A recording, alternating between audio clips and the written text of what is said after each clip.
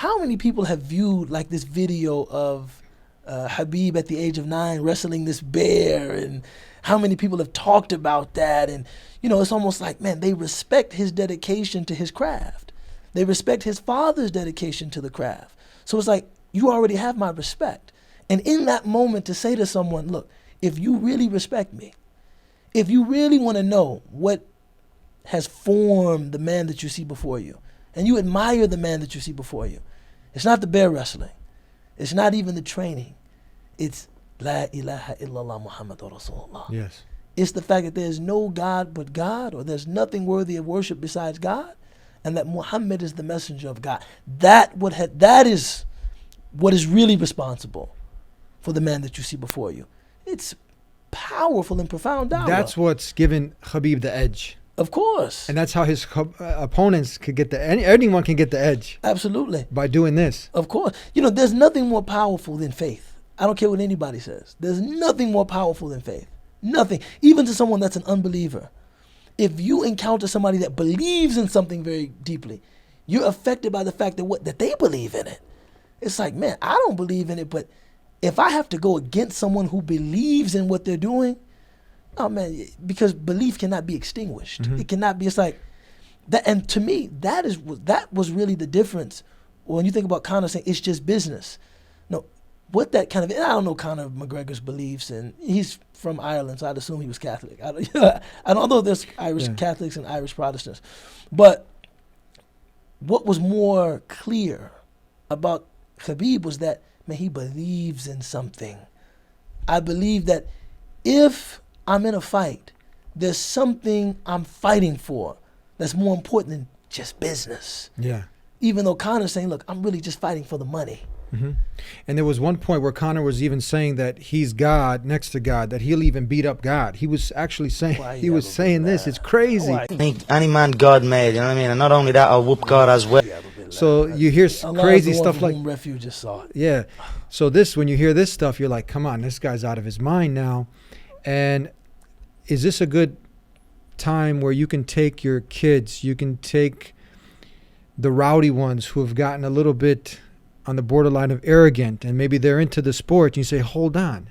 Mm-hmm. You like Khabib? Why don't you do what he's doing on the other aspect? Don't follow where he said, this is not the best of me. Mm-hmm. But the best of him is when he takes his head and puts it on the ground. When he says himself, stay connected to God. Doesn't matter what happened with you, what's like, you always have to pray, you always have to stay humble and stay focused and stay connected with God. This is very important for us. Ameen. Mm-hmm. Just keep it humble when people are going more towards the lines of me, I, and that arrogance, and this is what God hates. Mm-hmm. Is this a good tool now that people can? Of course, man. There's a thought that I toy around with, that people say there's a thin line between love and hate.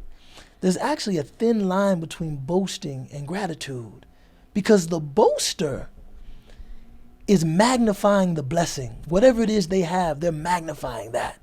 Whether it's their ability but they never attribute that blessing to the one that gave it to them. The only difference in a person that is grateful is not only am I magnifying the blessing, I'm magnifying the one who gave me the blessing. So if you have any ability, and it's bigger than Khabib, it's big. If you have any ability, if you have an ability to speak, an ability to write, an ability to help people find cures when they're sick, if you have an ability to do anything, you have to recognize all of these are na'im. These are blessings from God. And if you want to show your gratitude to God for giving you those blessings, it's interesting. The Arabic language is a beautiful language. The word for talent is mohiba, because it comes from the wahab, the bestower. God is the bestower of talents. And if you want to show gratitude for what you have been given, it is not for you to beat your chest and say, look at me. It's to put your head on the floor and say, thank you for giving me the ability that you've given me. That's what it's about. So if I had a young person that was really excited about Khabib and his ability as a martial artist and as a grappler and as a wrestler, I would say much more important than his ability is that he recognizes who gave him the ability. And if you want to be like him, recognize who will give you your ability if you want to, develop the skill, and recognize who gave you the ability that you have. That's much more important. Don't be a person that just, esteems the talent or the skill or the ability no. God gave this to you. Similarly, we shouldn't be people who don't appreciate what God has given. Some people think that like humbleness is being self-deprecating. Oh, I'm nothing. I'm nothing. I'm nobody. No. God didn't make you nothing. God didn't make you nobody. He gave you these abilities. فَأَمَّا بِنَعْمَةِ رَبِّكَ فَحَدِّثْ.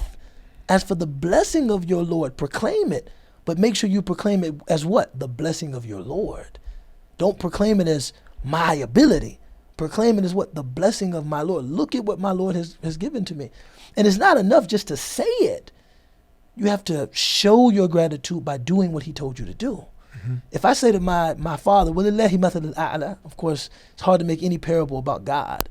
Dad, I appreciate everything that you've given me, and I appreciate what you've done for me, and I appreciate the sacrifice that you've made for me. And my father asked me, okay, so I need you to be home at 9 and, rake the leaves and take out the trash. And I'm not doing any of that. I'm not coming home at 9. I'm not raking leaves. I'm not taking out trash. But I really appreciate everything that you've done for me. I really appreciate the great sacrifice that you've made for me.